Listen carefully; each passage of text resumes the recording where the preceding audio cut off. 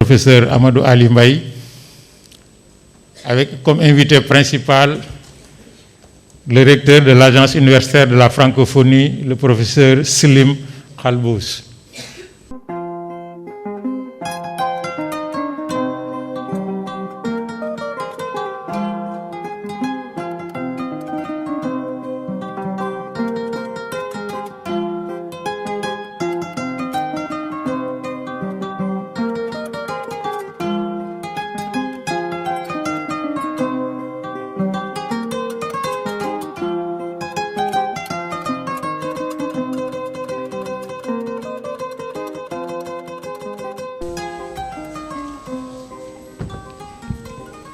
Merci beaucoup, cher public, monsieur le recteur de l'Université Cheikh Anta Diop de Dakar, monsieur le recteur de l'Agence universitaire de la francophonie, invité d'honneur de cette manifestation, professeur Slim Khalbous, madame la directrice régionale du bureau Afrique de l'Ouest de l'Agence universitaire de la francophonie, monsieur le recteur des universités du Sénégal, l'université Amadou Mahtar Mbow, représentée par sa rectrice, professeur Kodoumar, l'université Iba Der Thiam de Thiès, représentée par le professeur Tale Gueye, responsable de la coopération de l'université, au nom de Madame la rectrice, de l'université Ibrahima Niass du Sine Saloum, représentée par le professeur Balakoun, messieurs les directeurs centraux, messieurs les doyens, chers étudiants, chers invités. Notre université se réjouit de recevoir aujourd'hui un hôte de marque, responsable de notre réseau coopératif le plus large, parce qu'il couvre tous les 5 continents. Je veux parler de l'Agence universitaire de la francophonie, qui regroupe l'ensemble des universités des pays entièrement ou partiellement parlant la langue française et dans lesquels des universités comme la nôtre ont jeté par-delà les océans un pont ou des ponts de coopération dans tous les domaines des sciences et techniques. Nous recevons donc aujourd'hui le professeur Slim Khalbous, recteur de l'AUF, qui va délivrer une conférence intitulée « L'université africaine face aux défis de l'employabilité ». C'est pourquoi nous avons souhaité que nos étudiants soient le maximum représentés. N'eût été les mesures barrières obligatoires, nous aurions rempli les 2000 places de la salle. Mais nous avons voulu, tout en leur apportant cette conférence, veiller à soigner leur préservation. L'agenda de la réunion comprend l'allocution de bienvenue du professeur Amadou Ali Mbaye, recteur de l'Université Cheikh Anta Diop de Dakar, président de l'Assemblée de l'université. À la suite de quoi, nous aurons une allocation en virtuel, une intervention du secrétaire général du Conseil africain et malgache de l'enseignement supérieur depuis Ouagadougou. Ensuite, la présentation du recteur de l'AUF par le recteur de l'UCAD. Entre économistes et spécialistes de la gestion, nous leur laisserons tous les deux le soin de briser les tabous pour nous faire découvrir le professeur Khalbous. À la suite de cela, nous pourrons donner la parole à quelques personnes dans la salle que nous allons identifier pour éviter les bousculades. Le professeur Omar Sock, bien d'autres personnes, ou 2 ou 3 autres personnes pourront apporter des contributions à cette conférence. Et juste après, la signature de la convention de partenariat entre le recteur de l'UCAD et M. le recteur de l'AUF, suivi par une remise de cadeaux avant que les autorités de l'UCAD et de l'AUF s'adressent à la presse pour répondre à quelques questions. Voilà l'agenda de notre rencontre de ce matin et nous nous réjouissons de ce que le parterre de personnalités de qualité académique soit présente, mais surtout que nos étudiants soient présents parce que c'est pour eux, fondamentalement, essentiellement, que nous organisons ce genre de manifestation pour sortir les enseignements des facultés et laboratoires classiques, cette salle étant un outil pédagogique et un outil d'enseignement. Sans plus tarder, nous donnons la parole au professeur Amadou Ali Mbaye, recteur de l'Université Cheikh Anta Diop de Dakar, pour son mot de bienvenue. Monsieur le recteur, s'il vous plaît. Merci beaucoup, professeur Mbaye Thiam. Monsieur le ministre de l'Enseignement supérieur, de la Recherche et de l'Innovation de la République du Niger, qui nous suit à distance. Monsieur le secrétaire général du CAMES, invité d'honneur de cette cérémonie, qui nous suit également à distance. Monsieur le recteur de l'Agence universitaire de la francophonie, professeur Khalbous. Monsieur le secrétaire perpétuel de l'Académie nationale des sciences et techniques, professeur Sock. Monsieur les recteurs de la région de l'Afrique de l'Ouest, et j'avoue qu'ils sont nombreux à être venus assister en présentiel, mais également connectés à distance. Je voudrais signaler que nous sommes actuellement suivis dans pratiquement tous les pays de la région ouest-africaine, en particulier en Côte d'Ivoire, au Niger, en Guinée-Conakry, au Togo, au Mali, au Burkina Faso. Monsieur le directeur du campus franco-sénégalais, mesdames et messieurs les doyens, et chers collègues, mesdames et messieurs, je voudrais souhaiter une chaleureuse bienvenue au recteur de l'AUF qui nous a fait l'honneur de venir parler avec la communauté universitaire du Sénégal et de la région d'Afrique de l'Ouest, depuis le grand amphi de l'UCAD 2, où nous sommes aujourd'hui. Et je voudrais vraiment préciser que cette conférence se tient en format bimodal, multisite. Ça veut dire que nous sommes suivis en présentiel par les participants que nous voyons, mais également en virtuel par beaucoup de participants au Sénégal, mais également dans les pays d'Afrique de l'Ouest. Qui plus est, des participants actifs, parce que vous allez voir que dans le présidium, il y a le présidium que vous voyez, mais également il y a un présidium virtuel, il y a des distingués invités. Je voudrais en particulier citer le ministre de l'Enseignement supérieur du Niger, le secrétaire général du CAMES, mais également la présidente du CRIFA aussi. Et je voudrais également saluer le recteur Tchoub, recteur honoraire de l'UCAD, qui nous a fait également l'honneur de venir assister à cette manifestation. Je crois que actuellement on peut dire que l'AUF et le CAMES sont en train d'abattre un travail extraordinaire pour aider les universités africaines de mieux entrer dans la modernité. Ils ont défini un programme assez holistique concernant le développement de l'enseignement supérieur. Je voudrais juste m'arrêter sur 3 choses. La première chose, c'est la bimodalité. Je crois que c'est quelque chose qui correspond à la vie de l'enseignement supérieur, pas seulement en Afrique, mais partout ailleurs. Parce qu'il y a des innovations pédagogiques qui sont mieux compatibles, beaucoup plus compatibles avec un format bimodal qu'avec le format classique que nous connaissons jusqu'à maintenant. Et j'avoue que je veux préciser que le format classique d'enseignement en présentiel n'est pas tout à fait mort, mais on y ajoute le mode virtuel pour faire un format hybride, combinant le présentiel et le distanciel. Autre chose, c'est l'employabilité, qui est également un sujet d'intérêt et dont le recteur va parler. C'est un défi pour tous les pays de l'humanité, un défi en particulier pour l'Afrique.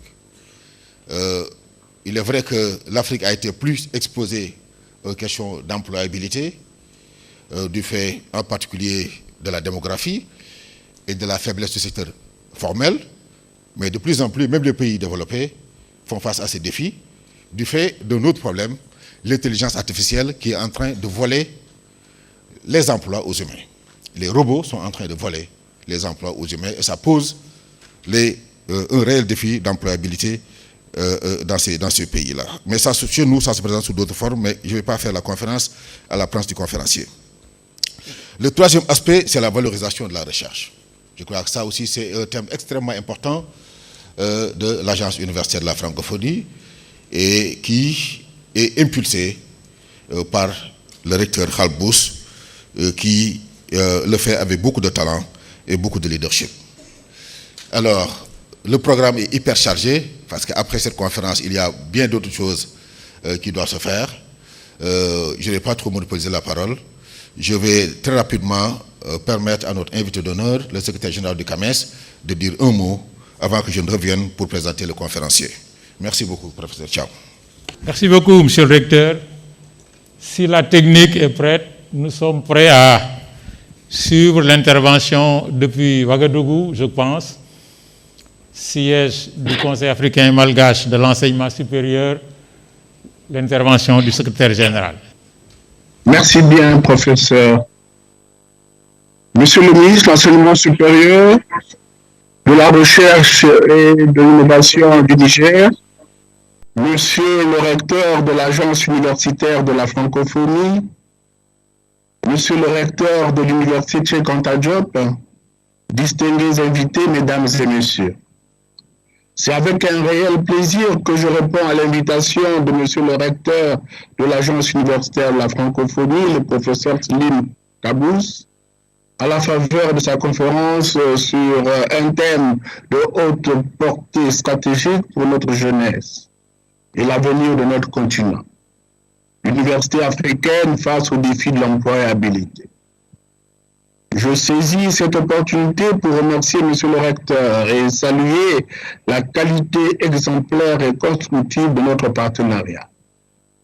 J'adresse aussi mes félicitations à l'initiateur de cette conférence, Monsieur le recteur de l'Université Cheikh Anta Diop, le professeur Amadou Ali Baye. L'Afrique a besoin de telles initiatives de partage sur une question aussi préoccupante que stratégique, car il s'agit d'une problématique qui interpelle tout formateur conscient de sa responsabilité individuelle et collective par rapport au devenir social de la jeunesse que nous avons mandat de former et d'accompagner en vue de son insertion dans le tissu socio-économique de nos nations. Mon intervention à cette conférence devrait être considérée comme le témoignage de mon soutien personnel et celui du CAMES pris dans sa globalité.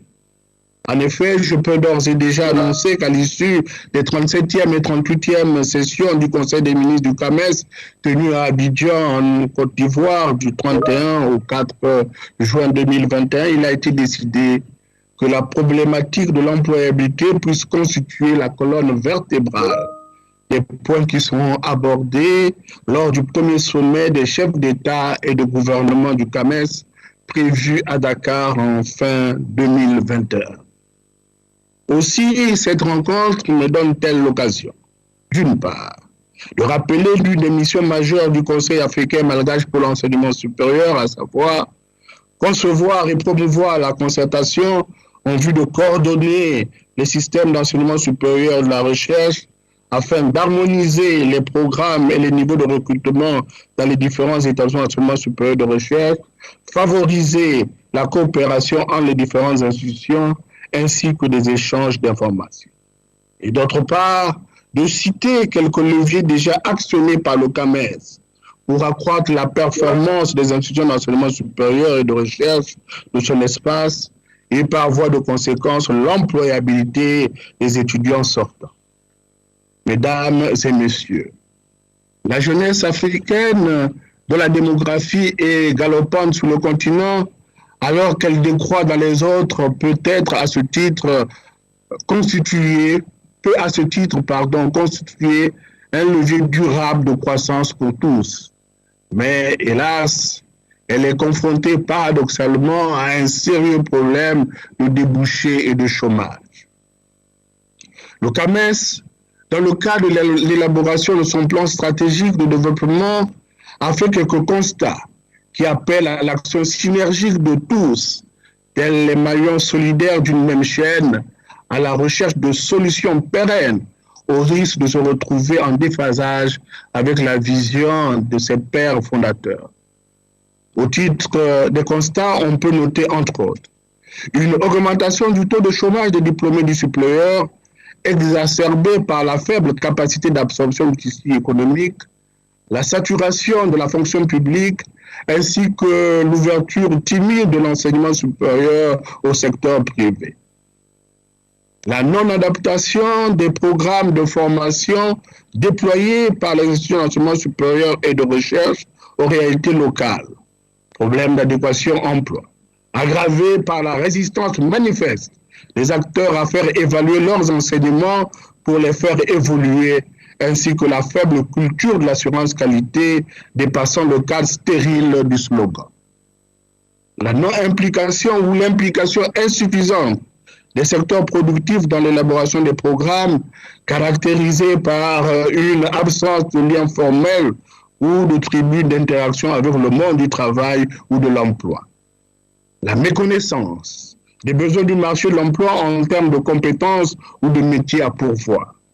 Le manque d'arrimage des modes de gouvernance, d'enseignement, d'apprentissage et d'évaluation aux avantages offerts par les technologies de l'information et de la communication. Ce constat appelle un effort soutenu de modernisation, allant de la gouvernance administrative et financière à la gouvernance académique intégrant le numérique éducatif, les pédagogies innovantes et actives, les modes d'évaluation disruptifs.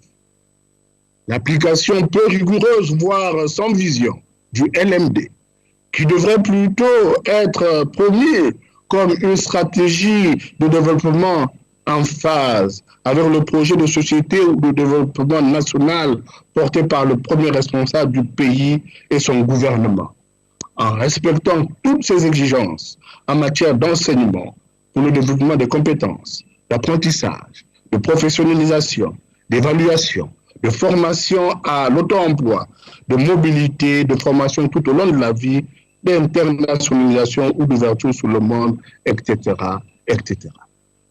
Le CAMES a pris en conséquence depuis 2013, de manière courageuse et lucide, un certain nombre d'initiatives non contraignantes impulsées par les 7 axes de son plan stratégique pour contribuer à améliorer cette problématique multidimensionnelle.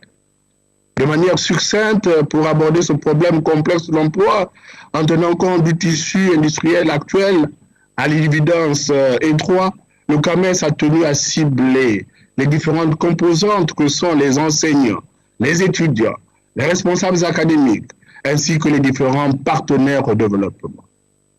Les actions de plaidoyer suivantes ont été menées, tout comme des actes concrets, pour le renforcement de la confiance entre acteurs internes et externes, ainsi que l'égalité des chances entre parties prenantes par la promotion de l'éthique et de la déontologie dans tous les programmes et activités institutionnelles. La modernisation de la gouvernance administrative, financière, académique, avec l'utilisation transversale et intelligente du numérique. L'installation et la dissémination de la culture de l'assurance qualité. Une meilleure évaluation des enseignants, chercheurs et chercheurs à l'aide d'indicateurs pertinents et actualisés, capables de renforcer leur agilité et leur capacité, notamment par rapport aux différentes attentes de la société du XXIe siècle, ainsi qu'une valorisation des normes de publication. thématique pluri- ou multidisciplinaire, en réseau multicentrique et multipays, qui a pour tribune les journées scientifiques du CAMES. La promotion des projets innovants comme les Olympiades universitaires du CAMES déjà actées ou l'initiative en cours de renforcement du cadre régional de certification de qualification professionnelle du CAMES. La promotion de partenariats multiformes qui constituent des tribunes d'échange et d'action à l'instar du réseau des partenaires techniques et financiers du CAMES, RPTF-CAMES, ou de la rencontre internationale des dirigeants d'entreprises et des patronats de l'espace CAMES, RIDEPEC, ou encore du réseau international des établissements privés, l'enseignement supérieur RIDEPES, sans oublier le comité consultatif général CCG. L'instauration d'une communication et d'un service de relations publiques efficace, à même d'accompagner toute politique de changement, de faciliter la visibilité et le rayonnement institutionnel en termes de services ou de besoins de développement. On peut confesser que bien que le cap de la vision ait été adopté de façon inclusive et participative, et que le secrétariat général ait effectivement posé des jalons déterminants, puis ait créé des dynamiques gagnantes, avec l'appui des partenaires, beaucoup reste à faire, autant auprès des acteurs directs, enseignants, étudiants et responsables des institutions d'enseignement supérieur et de recherche, peu enclins aux changements pertinents et nécessaires qu'auprès des responsables ministériels, dont l'ampleur des décisions financières et réglementaires reste en déphasage avec les ambitions affichées. C'est pourquoi devient-il nécessaire de porter avec confiance et détermination le plaidoyer à l'échelle des chefs d'État, comme cela est envisagé dans le cadre du prochain sommet triennal du CAMES sus-évoqué, afin de décider de directives sous forme de plan d'action d'ensemble. En effet, avec un taux de chômage des jeunes diplômés situé autour de 70%, l'heure doit être aux actions concrètes à préconiser, mais surtout à planifier et à appliquer pour que le dividende démographique africain ne soit pas source de déstabilisation et de conflits sociaux, mais plutôt un avantage comparatif de croissance et de développement durable. Dans cette dynamique où rien ne doit être négligé, il faut un climat de sérénité, un climat de paix, de lucidité, où la seule victoire devrait être celle contre l'ignorance et l'obscurantisme, ou contre la démagogie clientéliste. Toutes les initiatives jugées pertinentes, en commençant par les plus simples, avant d'en arriver aux plus complexes, doivent être expérimentées et exploitées. Au nom du CAMES, je saisis cet instant pour réitérer mon intérêt pour le partenariat. Je reste humblement persuadé que si nos différentes institutions d'enseignement supérieur de recherche s'arrimaient déjà aux préconisations du plan stratégique de développement du CAMES, PSDC, en les ajustant au mieux à leur réalité spécifique et utilisaient tous les livrables du plan, elles joueraient de façon plus significative leur rôle de moteur de développement et de pourvoyeur d'étudiants, que dis-je, de ressources humaines, aptes à s'insérer plus facilement dans le tissu économique en tant qu'employés, voire en tant qu'employeurs. Aussi, comme la vision est déjà disponible, nous faut-il de la volonté et de la témérité pour oser et agir avec les moyens d'accompagnement mis à notre disposition, non seulement par les pays, mais aussi avec ceux qu'il convient de capter au plan régional, continental et international à travers différents partenaires. Mesdames et messieurs, distingués invités, c'est sous cette note d'invitation à nous mettre résolument et sérieusement à la tâche, en éprouvant déjà les préconisations actuelles du PSDC, tout en restant ouvert à d'autres qui pourraient s'ajouter en fonction de leur pertinence, que je mets un terme à mon intervention. À cet effet, faisons nôtre ce que disait Klaus Schwab en tant que patron du World Economic Forum: l'avenir n'appartient pas aux sociétés qui seront les plus grandes ou les plus puissantes, mais à celles qui seront capables d'allier innovation et vélocité. Je vous remercie pour votre aimable et patiente attention et nous place tous avec confiance sous la houlette de la divine providence. Je vous remercie. Merci beaucoup, Monsieur le Secrétaire général de notre association académique fêtière. Je veux parler du Conseil africain et malgache de l'enseignement supérieur. Merci, Monsieur le recteur, professeur Amadou Ali Mbaye, de poser très tôt le débat à travers les nouveaux paradigmes de l'enseignement supérieur. En Afrique comme partout ailleurs dans le monde, mais en Afrique plus qu'ailleurs.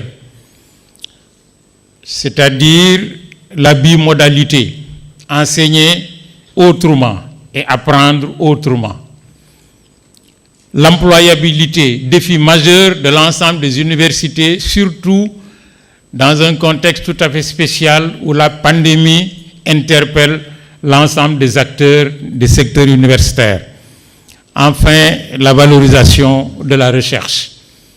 Comment faire en sorte que le projet de développement dans nos différents pays soit porté par des connaissances endogènes, formatées à partir de nos savoirs, de nos connaissances, pour transformer la réalité. Monsieur le secrétaire général a beaucoup insisté sur l'actualité de la question de l'employabilité. Comment faire en sorte que les investissements majeurs consentis dans nos différents pays, dans l'enseignement supérieur, soient valorisés par des résultats, non pas simplement de diplomation, mais aussi d'activité professionnelle. Le LMD s'inscrit dans cette mesure et c'est tout à fait inscrit l'actualité dans les défis de nos gouvernements.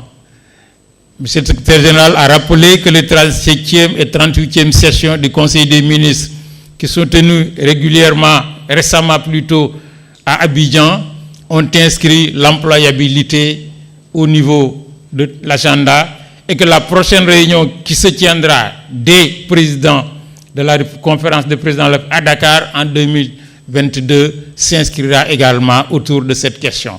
C'est dire donc que le thème de la conférence que va délivrer le recteur Slim Khalbous s'inscrit effectivement dans la réalité des choses, mais surtout dans l'actualité et la prégnance des choses.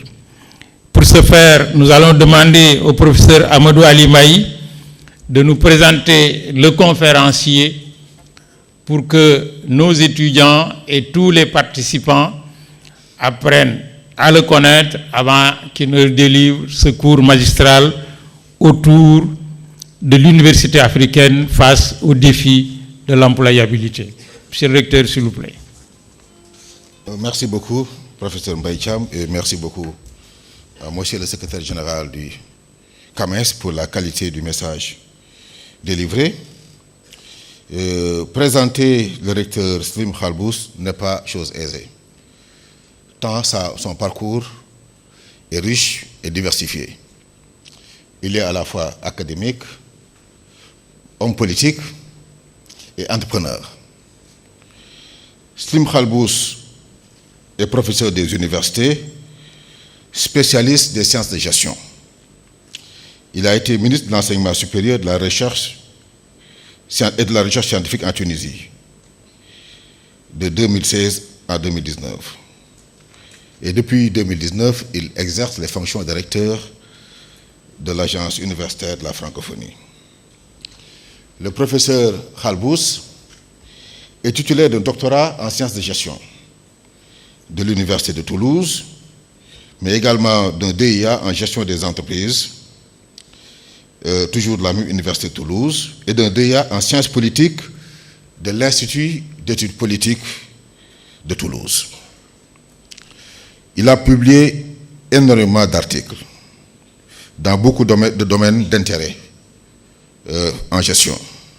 En particulier, il a investi la thématique très porteuse du management interculturel, de l'esprit d'entreprise et de la communication marketing. Il est membre de beaucoup de sociétés savantes et également de beaucoup d'associations, d'organisations de la société civile.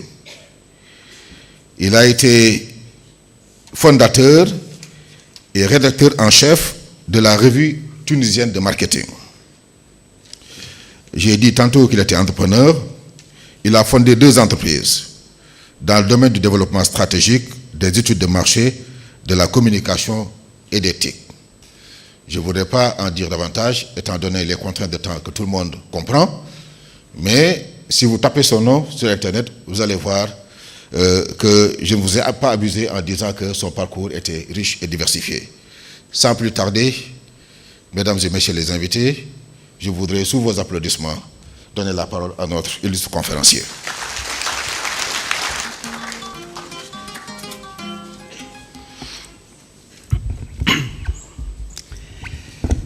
Merci beaucoup, Monsieur le Recteur. Merci pour l'invitation.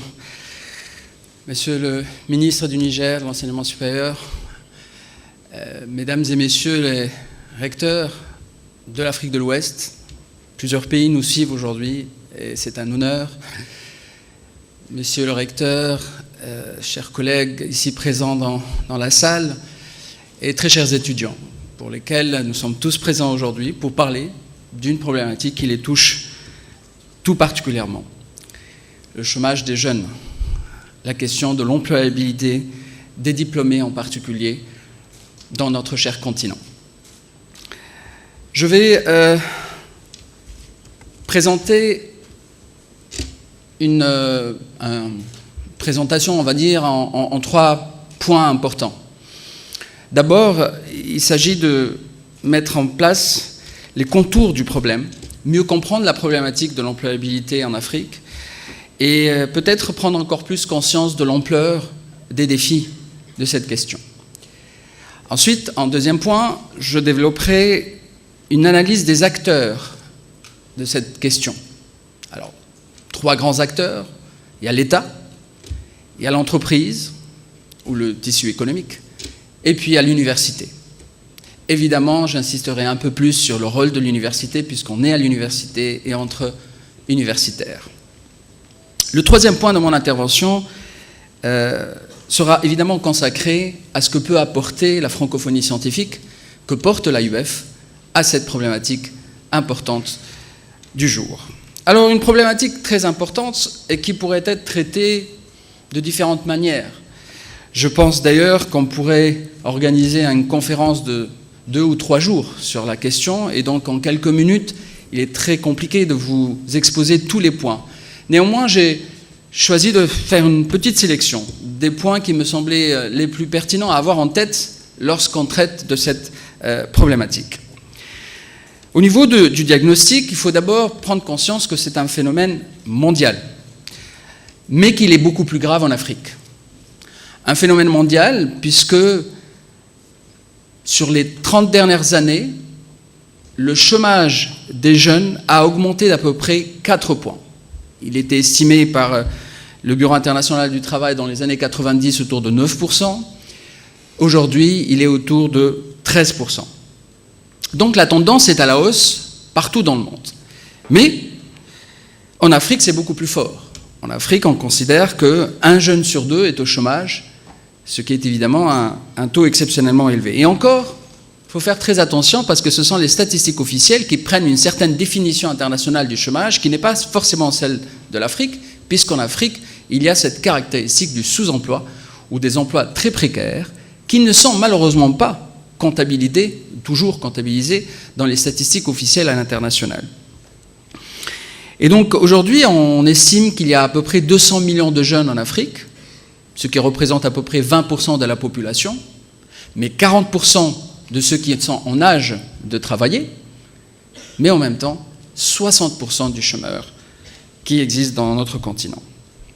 L'Afrique subsaharienne est évidemment celle qui présente malheureusement le taux le plus élevé, parce que si on prend en considération les métiers précaires, on a à peu près dans les 30% de chômage structurel permanent.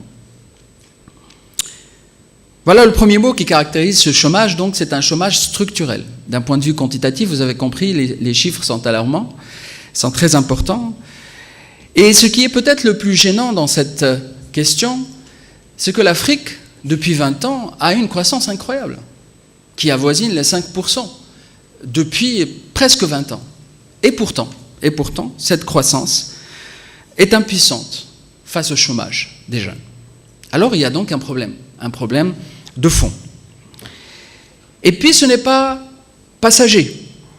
Lorsqu'on voit les statistiques de l'ONU, on voit que l'Afrique aujourd'hui produit à peu près 3 millions d'emplois chaque année, et qui en même temps, les universités, les structures de formation sortent sur le marché entre 10 et 12 millions de demandeurs d'emploi. Donc non seulement nous avons beaucoup de chômage, mais le stock, si j'ose m'exprimer ainsi, ne fait qu'augmenter parce que c'est mécanique économiquement.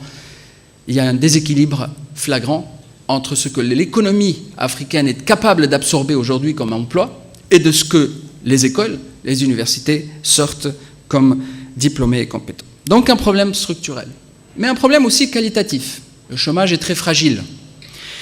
Le marché de l'emploi est très fragile. Pourquoi ? Parce que en Afrique, on considère que pratiquement 3 travailleurs sur 4 ont un travail précaire ou vulnérable. Donc ça donne une très grande fragilité. Le Bénin, pour le citer, puisque nous avons un hôte de marque avec nous, a officiellement à peine 1% de chômage. Ça, ce sont les statistiques officielles en appliquant les normes internationales. Mais on le sait aussi par nos études que 80% du marché de l'emploi au Bénin est un marché précaire ou des emplois précaires. Et donc par conséquent, la réalité du chômage ou la réalité de la précarité domine le marché de l'emploi. L'autre caractéristique, c'est l'informel. Ah, vous le savez tous, on le vit au quotidien. Alors qu'il y ait une partie de l'informel dans l'économie, c'est normal, mais que ça soit une domination si importante, ça pose évidemment des problèmes. Alors en Afrique, ça varie de 35-40% au nord et au sud, c'est-à-dire en Afrique du Sud et en Tunisie par exemple, l'informel est autour de 35-40%, mais il est autour de 90% dans les pays d'Afrique subsaharienne. Cette informalité génère évidemment de la pauvreté. Et ça, c'est l'autre fragilité de ce marché de l'emploi, puisque nous avons 70% des travailleurs qu'on estime pauvres, c'est-à-dire en dessous d'un salaire décent. Et c'est évidemment, malheureusement, le taux le plus élevé au monde au niveau de la pauvreté de ceux qui travaillent. Donc, 2 fois plus de risques d'être chômeur quand on est jeune, d'être dans l'informel, être plutôt très mal rémunéré, travail précaire, et puis si on est une fille ou une femme, c'est 2 fois plus de risques d'être dans cette situation. Donc situation très importante, très fragile, au-delà de l'aspect structurel. Et puis un troisième élément, structurel, marché fragile qualitativement, et puis un marché stratégiquement difficile à gérer. L'emploi, vous le savez, est le réceptacle des politiques publiques. Et donc, il faut peut-être parler un petit peu des politiques publiques en lien direct avec l'emploi. Mais aussi, vous le savez, c'est des conséquences très très graves sur nos sociétés. Parce que lorsqu'il y a beaucoup de chômage et beaucoup de vulnérabilité, et il y a les tensions sociales, il y a même de la violence et du terrorisme parfois. Il y a aussi une migration excessive et surtout la fuite des cerveaux que notre continent subit également. Et donc tous ces éléments sont la conséquence directe de cette difficulté du marché de l'emploi au niveau de notre continent.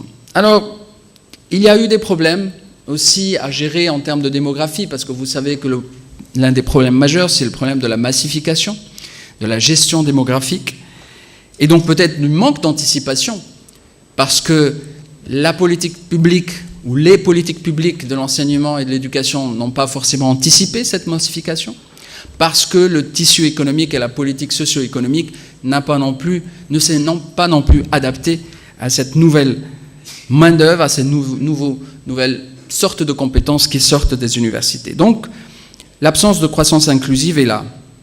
Alors pourtant, il y a beaucoup d'initiatives ces dernières années, de nouvelles initiatives. On connaît tous l'initiative ici au Sénégal, de Sénégal émergent, avec le président Macky Sall qui a lancé en 2013 une politique très volontariste. Je peux également citer le Ghana qui a lancé un programme assez original sur l'autonomisation des diplômés de l'université. Maurice a lancé un programme incitatif pour tout ce qui est formation professionnalisante ou formation technique. La Tunisie qui a lancé une loi sur les Start-up Act, ça s'appelle Start-up Act, pour encourager les jeunes à créer leurs propres entreprises. Aussi en Zambie, aussi, il y a un fonds spécial sur les jeunes entrepreneurs. Bref, quand on fait de la recherche, on trouve qu'il y a beaucoup d'initiatives. Mais toutes ces initiatives sont relativement récentes, sont parfois isolées du reste de la politique, et donc on ne sait pas encore quelle est leur vraie valeur et quels résultats ils vont donner sur les prochaines années, puisque le problème, comme je vous l'ai dit, est structurel. Alors j'ai dit tout ça depuis tout à l'heure, et je n'ai toujours pas évoqué la question que tout le monde évoque à chaque fois qu'on parle d'employabilité et de chômage, la fameuse question de l'inadéquation entre l'offre et la demande. Je voulais vous montrer que cette question de l'inadéquation s'insère dans un contexte beaucoup plus complexe qu'il n'est paru. Et ce n'est pas aussi facile de dire, bah oui, il y a un problème de qualité à l'université ou il y a un problème de formation, tout simplement pour que tous les problèmes soient réglés. Non, c'est beaucoup plus compliqué que ça, même si la question, évidemment, elle se pose. Elle se pose parce que, comme par exemple, vous avez un continent dont l'économie est basée à 80% sur l'économie rurale, mais que vous avez très peu, proportionnellement, de formation sur l'agronomie appliquée sur des secteurs spécifiques de l'Afrique, évidemment, on remarque qu'il y a cette inadéquation. Alors, quand je dis tout ça, est-ce que ça veut dire que je suis pessimiste? Non. Réaliste? Oui. Y a-t-il des solutions? Oui. Complexe? Oui. Alors, il n'y a pas de solution magique. Il n'y a pas de solution miracle, mais il y a des solutions globales, intégrées, complexes. Global parce qu'il faut intégrer la vision des pays, il faut intégrer les politiques publiques, comme j'ai dit tout à l'heure, même si ce n'est pas le sujet du jour, mais on ne peut pas ne pas en parler, et nous sommes tous dépendants de ces politiques publiques. C'est aussi une solution intégrée qui doit être là, parce que la création d'emplois doit s'articuler entre plusieurs structures, publiques et privées, formelles et informelles, pour ne citer que ces deux-là, qui sont très importantes. Alors comment harmoniser entre le formel et l'informel, intégrer petit à petit et progressivement l'informel dans le formel pour améliorer le marché de l'emploi? Comment faire plus participer le privé à trouver des solutions? L'État seul ne peut pas trouver toutes ces solutions. Alors, donc c'est une approche qui ne peut être qu'intégrée. Et puis complexe, parce que c'est la diversité des parties prenantes. Les parties prenantes sont nombreux, et je vais essayer d'en parler un petit peu sur les acteurs que je juge les plus importants. L'État est sans doute l'acteur principal ou l'acteur pivot, parce que c'est le régulateur du marché de l'emploi et de cette question de l'employabilité. Il est à la fois celui qui va faire la politique de l'éducation, donc celui qui va faire la politique de l'offre, et puis la politique économique et sociale, c'est-à-dire les employeurs, les futurs employeurs qui vont recruter. Entre les deux, l'État elle-même peut être un employeur, et peut-être elle est même en Afrique un peu trop employeur, et pas assez régulateur. Donc il y a la vision industrielle de nos États, il y a les réformes éducatives, il y a la structuration du marché de l'emploi aussi, parce qu'il faut des structures fortes qui fassent ce lien, qui travaillent sur cette problématique, qui pour le moment sont assez faibles. Je ne vais pas m'étaler davantage, mais vous avez compris que c'est un problème aussi macroéconomique. Et je vais venir à l'université après. 2 mots sur l'entreprise, que je connais aussi un peu. Ce que je peux dire aux entreprises, et ce que nous pouvons dire aux entreprises, oui, nous, universitaires, nous devons faire encore des efforts pour vous comprendre mieux, pour parler votre langage, pour comprendre vos besoins, parce que nous devons nous adapter un petit peu à vos besoins. Mais ce qu'on va leur dire aussi, ces entreprises, c'est qu'ils ne doivent pas être seulement dans une position de critique. Ils doivent jouer leur propre rôle dans cette question de la problématique et de l'employabilité. Améliorer leur participation, améliorer leur rapport est facile pour eux. Mais il faut un changement de mentalité. Prendre au sérieux les stages véritables et non pas les stages pour ramener des cafés et lire des journaux.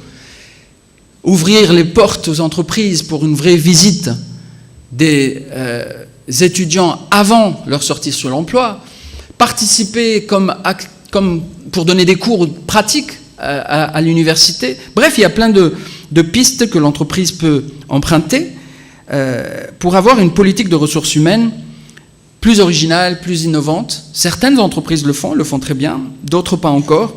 Et donc, il est très important qu'ils viennent aussi vers nous pour qu'ils connaissent mieux ce que l'université est capable de faire et ce que l'université est capable de former et de produire comme compétences. Alors l'université, nous dans tout cela, est-ce qu'on va se contenter de dire ah ben, tout va mal, il y a beaucoup de problèmes, tous les acteurs ne jouent pas leur rôle et donc nous on subit et on ne peut pas faire grand-chose? Non. Ça c'est la position à ne pas avoir. Nous sommes aussi capables de trouver des solutions, nous sommes aussi capables d'être les pourvoyeurs d'une solution à cette grande problématique. 2 idées clés, je voudrais qu'on l'ait ensemble aujourd'hui à propos du rôle de l'université. La première idée, c'est d'orienter nos systèmes de formation, nos systèmes universitaires, éducatifs, plus sur l'acquisition et la qualification des compétences, plutôt que sur l'obtention des diplômes. L'obtention d'un diplôme n'est pas une fin en soi, ce qui a été le cas pendant trop longtemps.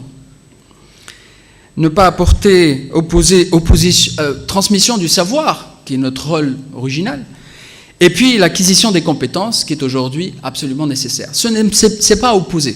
On peut faire les deux en même temps. Il ne faut pas tomber dans l'idéologie. Donc, première idée, c'est cette acquisition des compétences qui doit être même prioritaire à la notion même de diplôme. La deuxième idée clé qu'on doit avoir en tête, je pense aussi, c'est d'assumer notre rôle d'ouverture sur l'environnement, de service à la communauté, et donc aussi de l'employabilité et de l'insertion professionnelle. Être en relation avec le monde socio-économique pour une université ne veut pas dire être inféodé ou soumis à quiconque, comme le pensent encore malheureusement un certain nombre d'universitaires. Mais c'est surtout assumer et asseoir la légitimité de l'université en tant qu'acteur actif du développement de nos pays et de nos nations. Ne pas mettre l'université sur le banc du développement, mais au contraire au cœur du processus de développement. Alors je vais vous citer quelques exemples sur lesquels nous devons absolument travailler. Parce que quand on parle souvent problème de qualité, le mot de qualité est trop vague. Et beaucoup ne mettent pas derrière la même chose. Et l'interprétation du mot qualité peut être très différente. Alors à côté de cette question de qualité, le rôle de l'enseignant universitaire. Est-ce que le rôle de l'enseignant universitaire d'il y a 20-30 ans est le même aujourd'hui? Évidemment que non. Est-ce qu'on continue à enseigner de la même manière? Malheureusement, souvent oui. Et ça, c'est un problème majeur. La résistance au changement est un problème réel. Avant l'universitaire, le prof, quand il rentrait en classe, sa première mission, c'était de transmettre l'information. Parce que l'information était rare, l'information était difficile à avoir. Aujourd'hui, nous sommes dans une société de l'information. N'importe quel jeune d'entre vous peut taper sur Google ou autre moteur de recherche, et trouver le meilleur cours dans les meilleures universités du monde, gratuitement, et le télécharger, le lire et avoir l'information. Beaucoup de bibliothèques aujourd'hui sont numériques, et l'information est accessible à distance. On n'a même plus besoin de se déplacer, ce n'est plus le problème. Alors c'est quoi le rôle du prof? Le prof, il doit avoir un autre rôle plus moderne, un rôle d'accompagnateur, je dirais, pour résumer. Un rôle qui va vous donner la méthode, qui va vous donner le sens critique, qui va vous permettre de bien lire toute l'information. Avant, il y avait la pénurie de l'information, aujourd'hui, il y a un trop-plein d'informations. Il faut être outillé pour pouvoir distinguer la bonne de la mauvaise information, de comprendre ce que nous avons entre les yeux comme information, de classer, de synthétiser, d'avoir un esprit critique. Toutes ces compétences sont des nouvelles compétences absolument nécessaires. Et c'est elles qui vont vous préparer après pour le marché de l'emploi, notamment, mais aussi pour la vie tout court. Autre Autre problématique que l'université doit aussi prendre à bras-le-corps sur les prochaines années, c'est l'aspect prospective, l'anticipation. Avant, un diplômé, pour sortir un ingénieur par exemple, c'est 5 ans. En 5 ans, il y a 20 ans, il ne se passait pas grand-chose. Les choses évoluent, mais très doucement. Aujourd'hui, lorsque l'étudiant rentre à la fac en première année et il sort au bout de 5 ans, la technologie a changé, la politique a changé, les mouvements sociaux ont changé, tout a évolué. En 5 ans, tout change. Ça veut dire que toute la formation qu'il a eue, si elle n'est pas évolutive, si elle n'est pas dans la nouvelle formulation, il est déjà obsolète. Donc l'étudiant sort avec un diplôme, certes, mais qui ne vaut pas grand-chose en pratique, même si c'est un diplôme reconnu. Et donc nous avons un problème aussi d'évolution du contenu par rapport aux besoins de la société.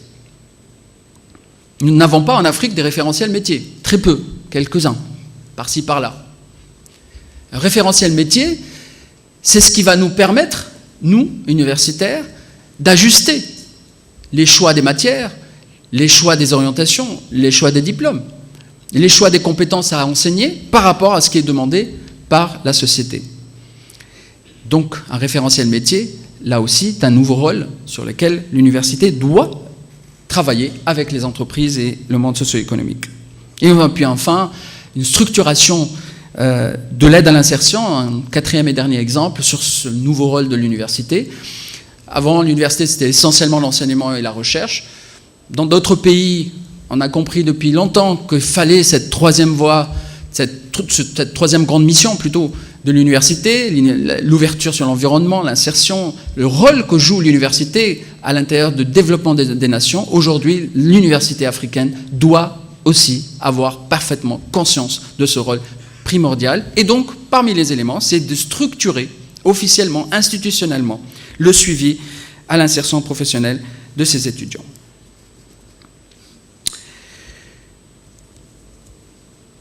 Je vais finir par cette intervention par ce que nous proposons à l'AUF, ce que la francophonie scientifique propose. Vous l'avez compris, le problème est très complexe et donc il n'y a pas une solution, je l'ai déjà dit. Mais nous, ce que nous faisons, c'est d'accompagner les universités dans cette transformation. Nous ne faisons pas le travail à votre place. Nous faisons le travail à votre côté pour vous inciter à le faire, vous assister à le faire. L'AUF a lancé un grand plan. C'est un plan d'une structuration de l'employabilité des jeunes que nous avons appelé les CEF, les centres d'employabilité francophones. Les centres d'employabilité francophones sont des centres qui vont être déployés dans plus de 40 pays, dans une trentaine de pays d'Afrique, notamment. Au Sénégal, il va y avoir 3 centres. L'un à Dakar, ici à l'UCAD, et je remercie encore le recteur de nous recevoir pour créer ce centre ici, pour Dakar.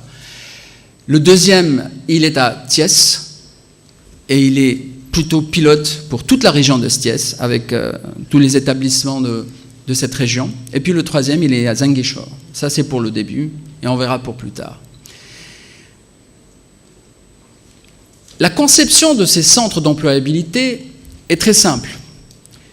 2 éléments clés, d'abord, qui ont fait que nous avons été motivés de construire ces centres de cette manière-là. La première, c'est qu'il n'y a pas de structure, ou pas assez de structure en Afrique, qui regroupe les principaux acteurs, c'est-à-dire l'étudiant qui est le futur employeur, l'entreprise qui est le futur employeur, le futur demandeur d'emploi, pardon, l'entreprise qui est le futur employeur, qui ne sait pas venir à l'entreprise, à l'université, qui vient très rarement à l'université, et qui quand il vient à l'université, il n'y a pas des gens qui parlent son langage, qui comprennent ses besoins. Et il y a ce non-dialogue permanent entre l'entreprise qui rejette la balle sur l'universitaire qui est un peu refermé sur lui-même, et puis l'universitaire qui rejette la balle sur l'entreprise qui, elle, ne sait que gagner de l'argent et qui ne pense pas au développement. Et puis alors, si on s'arrête là, le débat est stérile. Alors on s'est dit, l'université va ouvrir ses portes. L'université va aussi former un troisième acteur, à côté de l'étudiant et de l'entreprise, un universitaire différent. Un universitaire qui sera coach, qui sera tuteur, qui sera un conseiller, qui va accompagner les étudiants avant leur sortie sur le marché de l'emploi. Ça, c'était la première idée. Donc un endroit propice, bien organisé, pour qu'ils puissent accueillir ces acteurs qui parlent différemment, qui pensent différemment, mais les mettre autour d'une même table pour que ça prenne entre eux. La deuxième idée clé de ces centres d'employabilité, c'est que tout ce qu'on va proposer comme service dans ces centres doit se faire à l'intérieur de l'université avant la diplomation. Toutes les solutions qui ont été proposées par les différents pays comme solutions palliatives après la diplomation n'ont pas très bien marché. Pourquoi? Essentiellement parce que l'étudiant est en situation d'échec. Il n'est plus en situation d'apprentissage. Une fois qu'il a eu son diplôme, qu'il est sorti sur le marché de l'emploi, 1 mois, 2 mois, 1 an, 2 ans, et toujours pas d'emploi, ou alors des emplois très précaires, la situation morale n'est pas au beau fixe. Et donc, on n'est pas tellement prêt à recevoir une formation complémentaire à ce moment-là parce qu'on n'est pas dans un état psychologique qui le permet. Alors que quand on est encore étudiant, pas encore diplômé, on est tout à fait ouvert à apprendre davantage, à ajuster sa formation avant de sortir sur le marché de l'emploi pour être encore plus employable. Et donc l'idée, c'est vraiment une formation avant. C'est pour ça que notre cible principale dans ces centres d'employabilité sera les étudiants en phase finale, M2 pour un master ou L3 pour une licence par exemple, ou en 5e année pour des ingénieurs. Alors c'est quoi ces centres? Qu'est-ce que vont offrir ces centres? Ces centres existent d'une autre manière dans beaucoup de pays du Nord, mais nous les avons conçus essentiellement pour les pays du Sud, et c'est une conception qui est spécifique pour l'Afrique, et c'est très important de le dire, parce que l'adaptabilité de l'offre aux caractéristiques du pays ou des régions est absolument fondamentale. Alors, 4 pôles de service, dans ces centres-là. Le premier pôle de service, c'est un pôle le plus classique, c'est-à-dire celui de l'emploi, de la préparation à l'emploi. Alors, des éléments basiques, comment rédiger un CV, comment préparer un entretien d'embauche, comment savoir chercher l'information pour trouver le bon emploi, comment comprendre le réseautage en termes d'employabilité, connaître les entreprises, connaître les opportunités, bref, c'est tout ce qui est, on va dire, la technique de recherche d'emploi. Ça, c'est le premier pôle et c'est assez classique. Mais ce n'est pas suffisant et ce n'est pas le plus important. Le deuxième pôle, c'est une série de formations complémentaires. Alors, c'est ce qu'on appelle en bon français les soft skills, mais pas que. C'est-à-dire des formations complémentaires. Vous serez tous, à la fin de votre parcours, diplômés. Et vous aurez des compétences plutôt techniques de votre diplôme. C'est-à-dire, vous êtes ingénieur mécanique, vous avez des compétences en mécanique, vous êtes en sciences de la santé, des compétences en sciences de la santé, etc., etc. Mais aujourd'hui, le marché de l'emploi, toutes nos études montrent qu'il y a des compétences transversales, des compétences qui ne sont pas liées à une spécialité ou à une discipline particulière, qui sont fondamentales pour trouver un emploi, et surtout un emploi décent dans les organisations internationales, dans les entreprises structurées et formelles. Ce sont ces compétences, en plus, comme la maîtrise de la communication, comme la maîtrise de la rédaction, comme la maîtrise du travail en groupe, comme l'intégration dans un travail avec plusieurs disciplines qui cohabitent, etc., etc. Je pourrais aller très loin comme ça. Il y a donc des formations complémentaires qu'on sait faire aujourd'hui et qu'on doit faire dans ces centres en attendant de les intégrer dans les cursus universitaires. Parce que ce n'est que palliatif, mais le résultat peut être immédiat. Nous l'avons expérimenté et ça marche. La vraie réforme, c'est d'introduire ce genre de formations complémentaires, des formations transverses, plutôt dans les cursus universitaires eux-mêmes, et diminuer de la partie technique. Vous savez que dans les universités très évoluées, par exemple aux États-Unis, un ingénieur, c'est 60% de formation en ingénierat, et 40% en ce qu'ils appellent les humanities, c'est-à-dire la culture générale, géographie, sport, communication, tout sauf la technique d'un ingénieur. Ça nous manque dans nos formations. Quand on a une formation en ingénierat qui propose 90 ou 95% du volume horaire en technique, eh ben, tout le reste n'est pas là. Et or, c'est tout le reste qui fait la différence en termes d'emploi, très souvent. Donc, deuxième grand pôle, c'est toute cette formation complémentaire et transversale. Troisième pôle, ça sera un pôle très spécifique, très pointu, les certifications professionnelles. Les entreprises aujourd'hui sont à la recherche, en plus du diplôme universitaire, de compétences supplémentaires en langue, pas qu'en français, en langue en général, et puis nouvelles technologies, ou enfin on dit plus nouvelles aujourd'hui, les technologies de l'information, la maîtrise des technologies de l'information, quelle que soit votre spécialité, si vous êtes, peu importe si vous êtes pharmacien, ingénieur ou sociologue ou littéraire, il faut en plus que vous ayez les nouvelles technologies comme compétences. Alors, l'AUF va investir beaucoup dans cette certification parce que c'est très cher, c'est inaccessible souvent pour les étudiants africains, et donc nous allons acheter en gros ces certifications et nous allons les proposer gratuitement aux étudiants qui seront inscrits dans nos centres d'employabilité avec les universités membres comme l'UCAD et comme toutes les autres universités membres ici. Quatrième pôle et dernier pôle, c'est la pré-incubation ou alors la préformation entrepreneuriale. L'entrepreneuriat a toujours été présenté par beaucoup comme la solution miracle de l'employabilité. Je ne pense pas que ça soit le cas. Mais je pense en revanche que c'est une des solutions importantes à condition de bien le faire. Et à condition aussi d'avoir une conception très précise de ce que c'est l'entrepreneuriat. Il y a deux éléments dans l'entrepreneuriat. Il y a l'état d'esprit, les techniques intéressantes en entrepreneuriat, et puis il y a la création d'entreprise. La création d'entreprise ne peut concerner que très peu de gens, qu'un nombre réduit. C'est ainsi, c'est comme ça. Tout le monde ne peut pas être des créateurs d'entreprise. Par contre, l'état d'esprit entrepreneurial, il peut toucher tout le monde. Ce que nous proposerons dans ces centres, c'est des formations sur l'état d'esprit entrepreneurial. Ça veut dire quoi, avoir un état d'esprit entrepreneurial, quelle que soit votre spécialité? C'est d'être curieux, d'avoir le sens de l'organisation, d'avoir le sens de l'innovation, ne pas avoir peur de changer, d'innover. Tout ça, c'est l'esprit entrepreneurial. Même si vous êtes salarié quelque part, ça vous servira et c'est très intéressant. Mais en même temps, certains d'entre vous auront la capacité, auront l'envie, auront les compétences pour aller jusqu'au bout de la chaîne de valeur, c'est-à-dire de créer vous-même votre entreprise. Et effectivement, à ce moment-là, vous ne serez plus demandeur d'emploi, vous serez même un créateur d'emploi. Donc cette structure va vous proposer ces formations en entrepreneuriat, former cet état d'esprit d'initiative, mais en même temps va nous permettre de dénicher ceux d'entre vous qui seront les plus à même d'aller encore plus loin, et puis de les proposer aux structures d'incubation. Nous avons quelques structures d'incubation à l'AUF que nous suivons également, mais aussi il y a beaucoup d'universités, de pays qui ont des structures d'incubation indépendantes. Et donc nous, on leur proposera les étudiants qui seront identifiés comme ceux les plus aptes d'aller jusqu'à la fin du processus. Et ainsi diminuer le taux d'échec, parce que le taux d'échec des incubateurs, et on le sait, en Afrique est très élevé. On a très peu de gens qui vont jusqu'au bout. Et nous pensons à l'AUF, que ce taux d'échec élevé est dû surtout à l'absence de sélection des profils qui sont les plus à même d'aller jusqu'au bout du process. Donc voilà, formation à l'emploi, formation complémentaire transversale, des certifications professionnelles et de la formation entrepreneuriale pour de la pré-incubation. Voilà ce que vous proposera ces centres. Et puis à la fin, pour terminer, je dois vous dire un mot important par rapport... Alors, le numérique n'est pas le sujet de mon intervention aujourd'hui, mais ces centres seront interconnectés sur une plateforme mondiale, nouvelle, collaborative, que l'AUF va lancer.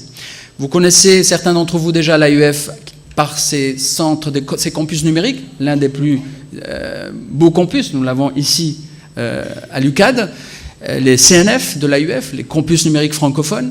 Ces campus numériques francophones, aujourd'hui, ils sont dans à peu près 45 pays. On va les multiplier jusqu'à 60 pays, plus les quarantaines de centres d'employabilité francophones. Ça nous fera une centaine d'espaces de services pour les étudiants et les enseignants. Et tous ces espaces seront interconnectés sur une seule plateforme. Cela veut dire que les conférences ou les webinaires ou les formations qui seront données n'importe où dans le monde pourront être aussi suivies en direct de partout.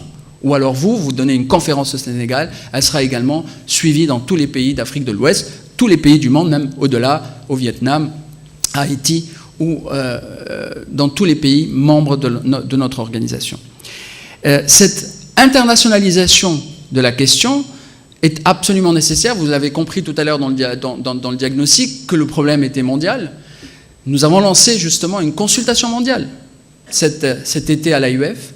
On a eu 15 000 réponses de 75 pays différents.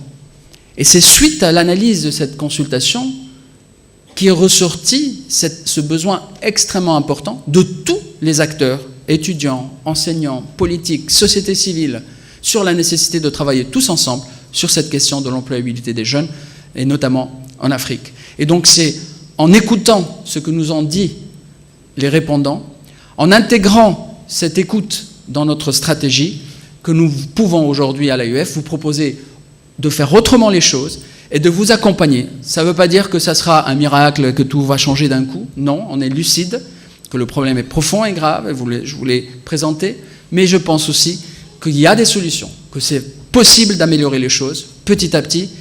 Et nous, en tant qu'universitaires, commençons déjà à assumer notre rôle. Vous l'avez compris, il y a, dans ce que j'ai dit, beaucoup de remise en question, d'auto-remise en question que chacun doit faire. Les politiques dans leur vision, les universitaires dans leur cours, les responsables universitaires dans leur gouvernance, et les étudiants aussi qui doivent se prendre en main et ne pas rester seulement dans la posture de la victime. Non, non, n'attendez pas qu'on fasse pour vous. Allez de l'avant, allez chercher l'information, allez chercher les formations complémentaires. Préparez votre avenir avant de sortir de l'université. À l'université, ce n'est pas le diplôme qui compte, c'est votre formation. C'est ce que vous allez acquérir comme savoir et comme compétences. Et préparez votre sortie vous-même, avant même de finir vos diplômes. L'avenir vous appartient, mais c'est à vous de le prendre. Merci à tous pour votre écoute.